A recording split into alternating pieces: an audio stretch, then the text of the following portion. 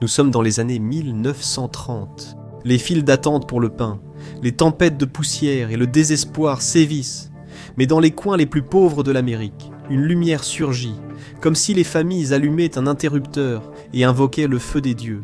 Dehors, les machines rugissent et prennent vie, mettant fin à ce genre de labeur éreintant qui brise les dos depuis que l'homme marche debout. C'est comme vivre dans le futur, le secret, quelque chose qui ressemble moins à un miracle qu'à de la paperasse. L'autorité de la vallée du Tennessee. Alors, qu'est-ce que c'était exactement ? La révolution industrielle et les États-Unis. Un mariage parfait dans le capitalisme. Coup de foudre. En 1890, l'Amérique était devenue la première puissance économique mondiale. Elle fonctionnait grâce au pétrole, à l'acier et à une audace sans limite. Bien sûr, quelques personnes sont devenues riches, vraiment très riches. Les autres, c'était surtout de la suie et des journées de 14 heures. Mais comme dans toute romance naissante, il y avait un troisième larron. L'Amérique rurale. La révolution industrielle n'a pas touché tous les coins du pays. De même, elle a jeté un coup d'œil à la campagne et a dit « Bof, peut-être plus tard », et aucun endroit ne l'a ressenti plus que la vallée du Tennessee. Et c'est ici. Elle couvre le bassin du fleuve Tennessee, traversant le Kentucky, le Tennessee, l'Alabama, la Géorgie, les Carolines et la Virginie. Ça paraît idyllique. Rivières, collines, eau. On croirait au paradis, mais c'est une illusion. Dans le comté d'Union, Tennessee, seul un propriétaire agricole de la vallée avait la plomberie intérieure. Seules 3 personnes sur 100 avaient l'électricité. Tous les autres regardaient l'électricité d'un œil méfiant. C'était la crypto des années 1930 version désintox techno, mais avec moins d'hygiène. Dans une Amérique industrialisée, la vallée du Tennessee était laissée pour compte, preuve que le mariage du pays était un peu toxique. Le Nord s'était industrialisé tôt, alors que le Sud attendait encore sa lune de miel. L'économie du Sud déclinait déjà avant le krach boursier. Et ce n'était pas seulement les prix du coton qui chutaient. On avait l'impression que Dieu lui-même avait fait ses valises, était parti vers le Nord et avait laissé un mot de bonne chance sur le frigo. À Enterprise, en Alabama, il y a un monument non pas dédié à un héros ou à une bataille, mais à un insecte, le charançon du coton. L'insecte venu du Mexique dans les années 1890 a ravagé les champs de coton du Sud, détruisant des moyens de subsistance. Imaginez être tellement traumatisé collectivement que vous élevez une statue à votre ennemi. Mais même ici, la géographie avait laissé un dernier cadeau. La bénédiction est apparue à Muscle Shoals. En Alabama, la rivière Tennessee chute de 140 pieds sur 30 miles. Toute cette eau qui tombe signifiait une énergie énorme et inexploitée, un véritable jackpot hydraulique naturel. Elle attendait qu'on la remarque. Je connais ce sentiment. Si vous aimez ces vidéos, n'oubliez pas de vous abonner. Parce qu'apparemment, la seule direction que prend ma vie, c'est de zoomer de toute façon. En 1916, le gouvernement fédéral a acheté le site, construit le barrage Wilson et comptait alimenter une usine de nitrate pour les explosifs de la Première Guerre mondiale. Très patriotique, mais la guerre a fini plus tôt que prévu. Une carte General Electric de 1921 a renforcé ce constat. La taille des États variait selon le nombre d'habitants ayant l'électricité. Washington, district de Columbia, semblait avoir dévoré la carte, électrifié à 98% et se sentant plutôt fier. La moyenne nationale, sur 108 millions d'Américains, 62 millions avaient l'électricité. Les autres vivaient comme dans un filtre Instagram sépia. La guerre de sécession était finie depuis longtemps, mais la ligne Mason-Dixon restait importante. Près d'un siècle plus tard, les États-Unis ressemblaient à ceux de 1830, avec de meilleurs chapeaux et des marchés boursiers plus mauvais. Le revenu du Sud tournait autour de 60% de la moyenne nationale. C'était la version de la Grande Dépression de « on s'en sort bien ». Le barrage Wilson a ouvert en 1925 coûtant 47 millions, soit environ 563 millions. Aujourd'hui, c'est une affaire. C'est le même prix qu'une boîte familiale d'œufs, en 2025. Le Congrès a paniqué. C'était beaucoup d'argent. Alors ils ont essayé de le vendre. C'est là qu'entre la parade des acheteurs. Henry Ford a proposé un bail de 99 ans pour construire une usine de nitrate. C'était la première fois que la région voyait l'industrie, mais aucun État du Sud n'a voulu la conserver. Pas un seul. L'initiative est venue d'un sénateur du Nebraska. Le seul homme préoccupé par l'économie locale vivait à 1300 km. Le sénateur George W. Norris a essayé 6 fois d'obtenir le soutien fédéral pour le développement dans la vallée du Tennessee. 6 fois. À ce moment-là, il ne proposait pas une politique. Il avait un goût pour le rejet dans les années folles. Il était le bonhomme, au pire endroit possible. Washington était trop occupé à nager dans le champagne pour se soucier des gens qui nageaient dans les eaux de crue. De 1925 à 1928, une sécheresse a détruit les récoltes et le bétail est mort de faim. En 1929, les Géorgiens blancs pauvres vivaient avec environ $200 par an, soit $3 800 actuels. Et cela, c'était avant la Grande Dépression. Quand le krach est arrivé, il a détruit le peu de fondations qui restaient. En 1931, le coton a chuté à 5,66 cents la livre, son plus bas niveau depuis des décennies. Toute l'économie du Sud s'était effondrée dans la terre qu'elle essayait de cultiver. L'Amérique avait toujours été complexe, d'un côté industrielle et ambitieuse, de l'autre encore tâtonnante dans l'obscurité, essayant de trouver l'interrupteur. La révolution industrielle a simplement rendu ces différences impossibles à ignorer. Mais le divorce n'était pas une option. Il devait faire en sorte que ça marche, comme un couple qui reste ensemble pour les enfants. Ce n'était pas nécessaire. L'Allemagne, bombardée, brisée, digérait encore la guerre mondiale. J'avais électrifié 90% de ses fermes. La Nouvelle-Zélande avait atteint 60% et pour enfoncer le clou, le Canada était aussi en avance. Dans les années 1930, 20% de la campagne ontarienne avait déjà l'électricité. La question était de savoir comment, et comment y parvenir. En pleine Grande Dépression, cette époque était misérable. À grande échelle, le krach de 2008 évoquait un mauvais lundi. En comparaison, en 1933, le chômage a atteint près de 25%. Il n'y avait pas de TikTok ou d'Instagram sur lesquels se rabattre. On ne pouvait pas simplement se réinventer en tant qu'influenceur du style dépression. Tu étais trop occupé à mourir de faim, et la douleur n'était pas répartie équitablement non plus. Ce 25% n'était que la moyenne nationale. Certaines régions s'en sortaient, d'autres semblaient abandonnées économiquement. Le Nord a été durement touché. Le Michigan a culminé à 359, suivi de près par le chômage à New York et en Pennsylvanie.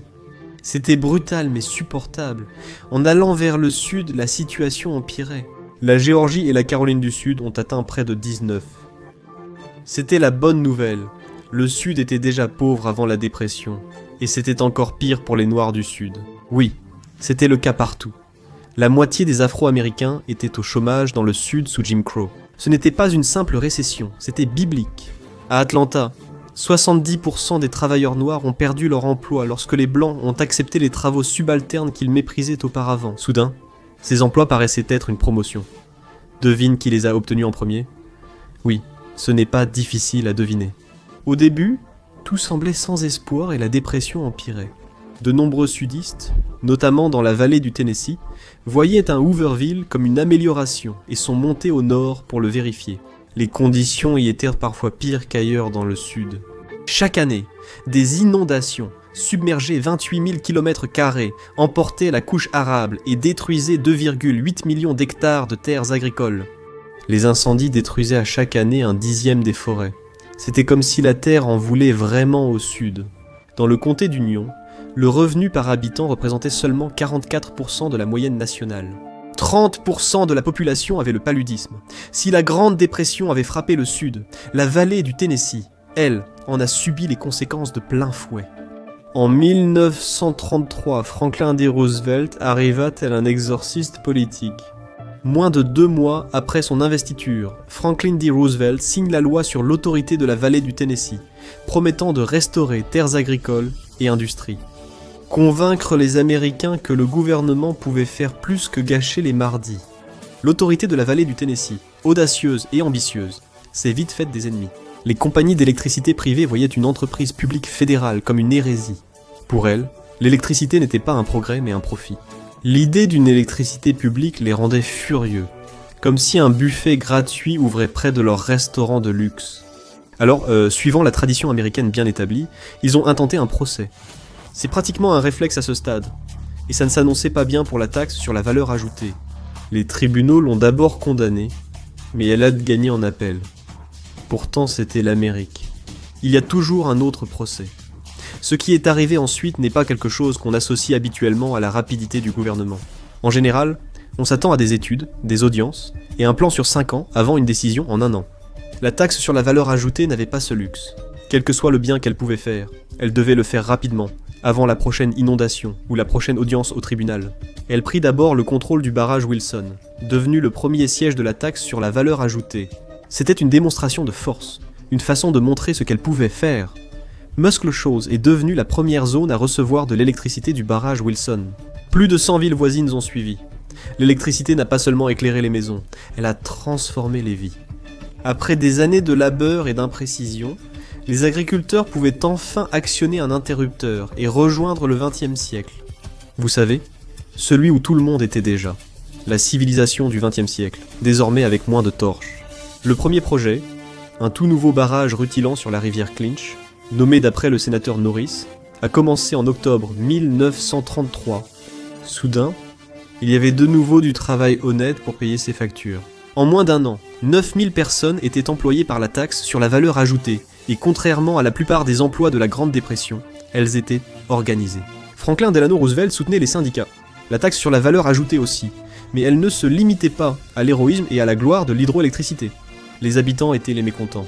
Imaginez le gouvernement venant inonder votre ferme et déplacer votre maison. Difficile de se sentir reconnaissant quand votre véranda devient soudainement une propriété en bord de l'eau. Dans les années 1930, il n'y avait aucune égalité des chances pour l'emploi. Même si beaucoup d'Afro-Américains ont quitté le parti de Lincoln pour voter Franklin Delano Roosevelt, il n'était pas un héros des droits civiques. Pour faire adopter son New Deal, il devait compter sur les démocrates du Sud, impliquant d'importants compromis. Les travailleurs noirs avaient rarement une chance. Quand ils en avaient une, c'était généralement avec un balai ou une pelle, jamais avec un plan d'architecte. Des femmes sur les chantiers. Oui, ça n'arrivait pas. La Grande Dépression avait changé beaucoup de choses, mais pas les rôles de genre. Une femme en casque de chantier relevait presque de la science-fiction. Quant aux préoccupations des Amérindiens, elles étaient à peine mentionnées. Les réservoirs de la taxe sur la valeur ajoutée ont englouti des cimetières. Le gouvernement a réinhumé les restes avec de nouvelles pierres tombales. Un beau geste, sachant que créer un lac accidentellement sur vos ancêtres n'était pas prévu dans la brochure. Le barrage Norris était coûteux. 323 millions, dans les années 1000, 930 environ. 724 millions aujourd'hui, et cela a coûté la vie à des familles, ainsi que le déplacement de 5300 tombes. Le gouvernement appelait ça le progrès. Les gens engloutis sous l'eau avaient probablement d'autres mots. En 1935, seule une ferme américaine sur 10 était électrifiée, alors que 21% des Américains travaillaient encore dans l'agriculture, ce qui n'était pas un problème mineur. Sortez de la ville, et vous ne laissiez pas seulement la vie moderne derrière vous, vous voyagiez dans le temps. En 1936, le barrage Norris était opérationnel, et ce n'était que le début. La même année, la Cour suprême a jugé la taxe sur la valeur ajoutée constitutionnelle. Avec ce feu vert, l'agence a commencé à voir plus grand. 9 barrages ont été approuvés, puis 16 construits, car comme chacun sait, une fois commencé, on ne peut plus s'arrêter d'en bâtir. Il était maintenant temps que les lumières s'allument enfin. Un autre projet du New Deal l'a permis, l'administration de l'électrification rurale. Le petit frère de la taxe sur la valeur ajoutée qui est arrivé en retard mais a quand même reçu le mérite. Sa mission, étendre le modèle de Muscle Shoals à toute la vallée du Tennessee. Le barrage de Fontana est devenu le joyau de la couronne. Si Wilson et Norris étaient impressionnants, Fontana était un monstre. Le Godzilla des barrages, mais plus sympa et moins radioactif. Avec ses 480 pieds, c'est toujours le plus haut barrage à l'est du Mississippi. Son réservoir, le lac Fontana, couvre plus de 10 000 acres, mais sous cette eau pittoresque se cache un secret. Comme Norris avant lui, Fontana a eu ses gagnants et ses perdants. Le progrès s'accompagne toujours d'une liste de victimes. Des villes entières dorment sous le lac Fontana, englouties comme après un déluge, mais sans arche ni sauveur. Pourtant, le barrage a rempli sa mission. Le Japon l'a remarqué dans les années 1930. Des typhons ont frappé les côtes, inondé les fermes et provoqué la famine dans le nord du Japon. Continent différent, même problème. Mère Nature était en tournée. Des ingénieurs japonais sont venus en Amérique étudier la taxe sur la valeur ajoutée. En 1938, le Japon construisit 5 barrages hydroélectriques sur la Kitakami.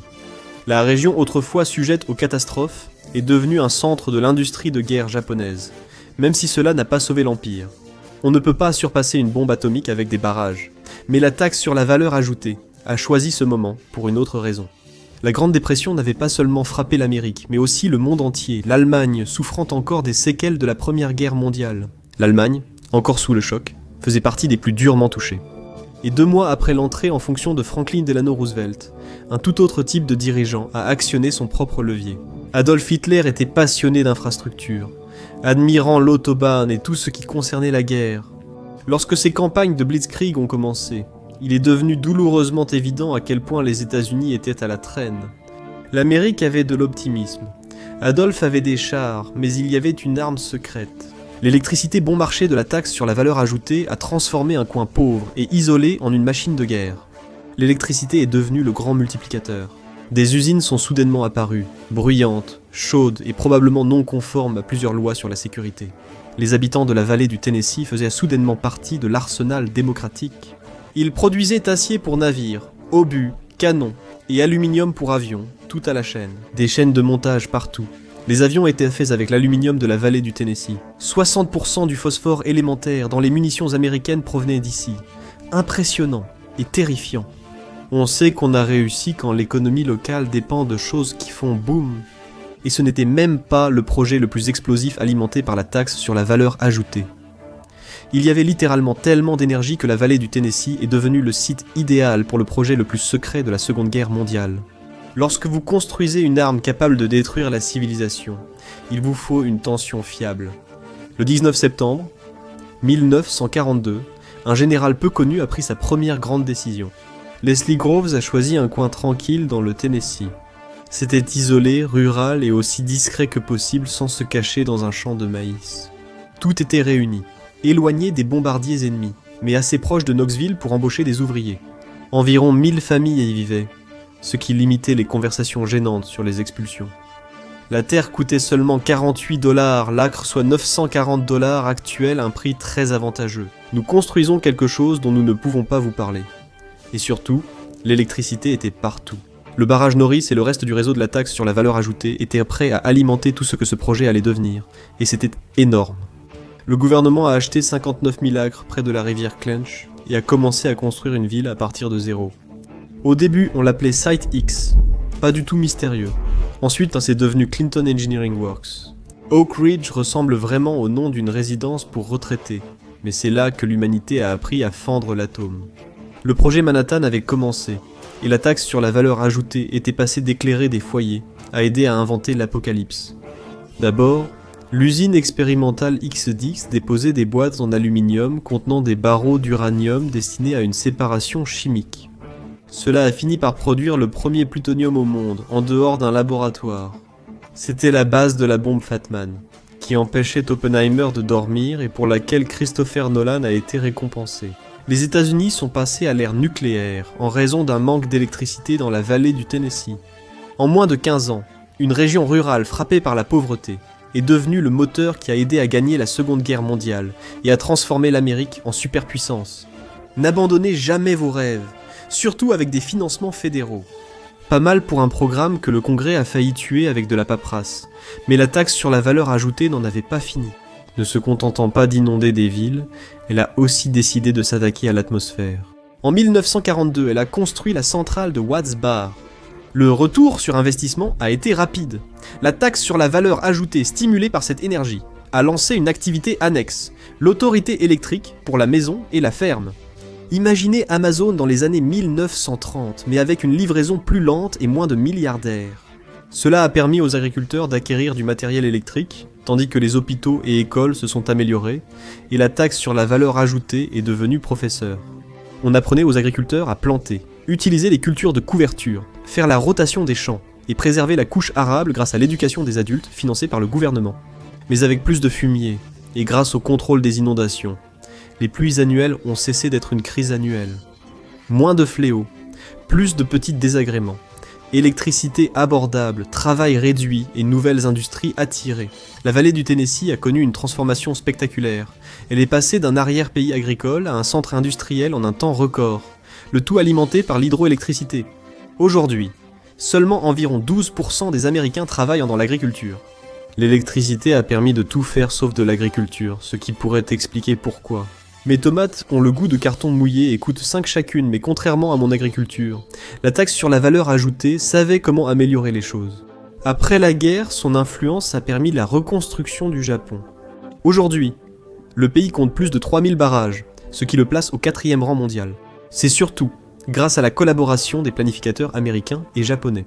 Pendant l'occupation, l'un d'eux a vu une opportunité, là où tout le monde ne voyait que des cratères fumants et une angoisse existentielle. Les rivières abruptes et les pluies abondantes du Japon favorisaient l'hydroélectricité. Comme dit le proverbe, si la vie te donne des retombées, fais un barrage. Le succès de la taxe sur la valeur ajoutée et celui du Japon ont déclenché une vague mondiale. En 1948, la construction de barrages était en plein essor. Puis en Inde, le fleuve Damodar débordait souvent. Alors l'Inde a observé la taxe sur la valeur ajoutée et a dit « Nous ferons pareil ».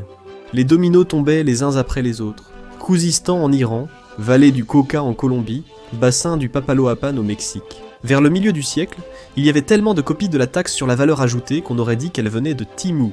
En 2023, plus de 35 000 barrages hydroélectriques couvraient le monde. Ils étaient partout sauf en Antarctique, donnez-leur du temps. La taxe sur la valeur ajoutée n'a pas créé le barrage, mais a démontré qu'il pouvait transformer des régions entières positivement. Avec, de temps en temps, une bombe atomique dans le lot. Les Nations Unies en ont même fait un modèle pour sortir les gens de la pauvreté. Aujourd'hui, près de 80% de la population rurale mondiale a accès à l'électricité. Au début des années 1990, c'était 63%. Beaucoup de progrès et beaucoup de béton. Et la meilleure preuve était plus proche de chez nous. En 1953, le revenu par habitant dans la vallée du Tennessee était passé de 44 à 61% de la moyenne nationale. Pas mal pour une région qui voyait jadis l'électricité comme une rumeur dangereuse, et tout le paludisme avait disparu grâce à elle et au drainage. C'est mieux que les moustiquaires, ou les cercles de prière à chaque fois. Aujourd'hui, la taxe sur la valeur ajoutée génère environ 35 gigawatts d'électricité, ce qui en fait la 6e plus grande compagnie électrique des États-Unis. Elle gère 30 barrages et centrales hydroélectriques, 4 à charbon, 16 à gaz naturel et 14 fermes solaires. Il y a même un site éolien isolé, l'introverti des énergies renouvelables, qui continue de repousser les limites. Elle gère aussi 3 centrales nucléaires, qui fournissent 40% de l'électricité régionale, et ce n'est pas tout. D'autres centrales nucléaires arrivent, mais pas pour le boom de l'intelligence artificielle. Elles aideront sûrement les étudiants de demain à utiliser un chat GPT plus intelligent lors de la rédaction de leur dissertation. Oak Ridge s'apprête à marquer l'histoire. La taxe sur la valeur ajoutée vient d'obtenir un permis pour les premiers petits réacteurs nucléaires modulaires du pays. Ils feront environ un tiers de la taille d'un réacteur traditionnel et seront bien plus efficaces. Fabriqués en usine, livrés et montés sur site. C'est la version Ikea d'une centrale énergétique, sauf qu'ici, perdre une vis aurait des conséquences bien pires. Tout cela s'inscrit dans le plan de la taxe sur la valeur ajoutée pour la neutralité carbone en 2050. Merci à la taxe sur la valeur ajoutée. L'un des coins les plus pauvres du Sud est devenu un partenaire à part entière de la révolution industrielle. Dire que c'était un mariage parfait serait sans doute exagéré. Le paradis n'est pas enthousiaste à l'idée d'inventer des bombes atomiques, mais cela a souvent fonctionné. C'était le projet d'infrastructure le plus réussi de l'histoire des États-Unis, peut-être même du monde. Le méga-projet qui a nourri une région, transformé une nation et accidentellement contribué à l'apocalypse. Donc, tout le monde y a gagné. Merci de m'avoir rejointe aujourd'hui. J'espère que la vidéo vous a plu. Abonnez-vous et activez les notifications pour en voir d'autres similaires. Cela fait une vraie différence. Merci et à la prochaine sur MapPack.